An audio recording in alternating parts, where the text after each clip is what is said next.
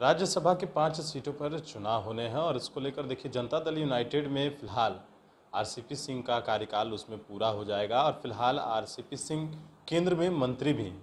तो क्या आरसीपी सिंह को फिर से भेजा जाएगा या नहीं भेजा जाएगा, ये सवाल है। बात करेंगे जेडीयू के प्रवक्ता हैं अभिषेक झा कि आखिरकार क्या आरसीपी सिंह को फिर से भेजा जाएगा। देखिए, जो सवाल आप कर रहे हैं वो मेरे कार्य क्षेत्र से बाहर का सवाल है।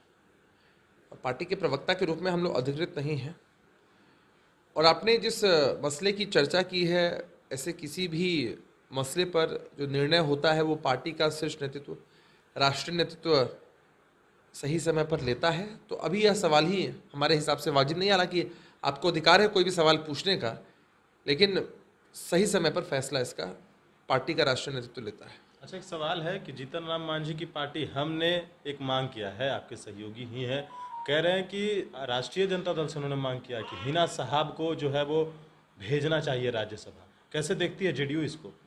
देखिए, हमारी पार्टी का मसला नहीं है। अब उनकी पार्टी की तरफ से कोई मांग की जाती है तो बेहतर वो लोग बता सकते हैं किस आधार पर और किस तरह से मांग की गई है। मांग करने के लिए तो कोई भी कर सकता है।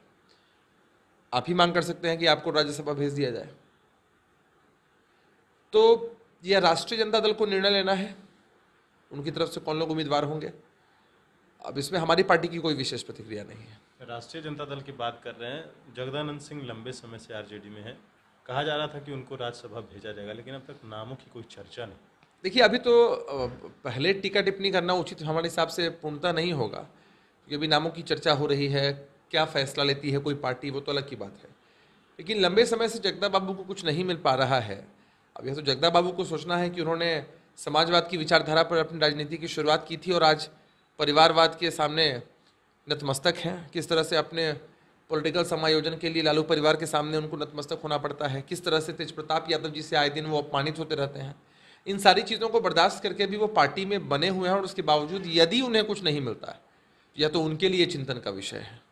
नीतीश कुमार बैसाखी खोज रहे हैं, प्रदेश अध्यक्ष कह रहे हैं आरजेडी के। मैंने कहा ना कि जगदा बाबू पॉलिटिकल रूप से फ्रस्ट्रेट हो चुके हैं। उसके दो प्रमुख कारण हैं, एक तो उनका समायोजन नहीं हो पा रहा है, दूसरा आरजेडी में उन्हें तिरस्कृत किया जा रहा है, उनको उनका रिस्पांस लेने वाला कोई नहीं है आरजेडी के अंदर, और दूसरा कि उनके खुद के पुत्र ने उनकी जो वास्तविक स्थिति थी वो बताई और अजीत बाबू हमारे दल में शामिल हुए, हमारे नेता, हमारे दल के प्रति उन्होंने आस्था व्यक्त की। तो जगदा बाबू ये चीज़ें नहीं कर पा रहे हैं, अपने मन का जो उद्गार है वो व्यक्त नहीं कर पा रहे हैं। यही कारण है कि ये फ्रस्ट्रेशन में आकर कुछ भी कह रहे हैं। और जिन नीतीश कुमार को बैसाखी को बता रहे हैं कि बैसाखी की आवश्यकता है, 2010 के विधानसभा के चुनाव में राष्ट्रीय जनता दल 22 सीटों पर सिमट गई थी, लालू प्रसाद यादव जी बाहर थे, लालू इफेक्ट तो हवा हो गया था। 2015 में नीतीश कुमार जी के चेहरे पर महागठबंधन का स्वरूप बनता है और राष्ट्रीय जनता दल दोबारा अस्तित्व में आती है, तो ये वही डिसाइड कर लेना भाई कि बैसाखी कौन है। अभी तो 43 सीट पर इस बार सिमट गए। देखिए, हमारी सीटें कम आई, उसका जो आकलन है वो सबके सामने है कि किसी विशेष पार्टी ने पूर्वाग्रह से ग्रसित होकर हमारे उम्मीदवारों को हटाने के लिए कन्फ्यूजन फैलाया, वोट कटवा की भूमिका निभाई। तो इससे आप नीतीश कुमार जी की पॉपुलैरिटी को या हमारी पार्टी की ताकत को कमतर नहीं आंक सकते हैं। अब आने वाले चुनाव में आपने देखा है कि 2 विधानसभा के उपचुनाव हुए, उसमें भी हमारी पार्टी ने जीत दर्ज की। चलिए, जेडीयू के प्रवक्ता थे अभिषेक झा, इन्होंने जवाब दिया है जगदानंद सिंह को कि पॉलिटिकली फ्रस्ट्रेट हो चुके हैं। देखना है कि आगे क्या कुछ होता है। वनिस्पुर नेशन के साथ नमस्कार।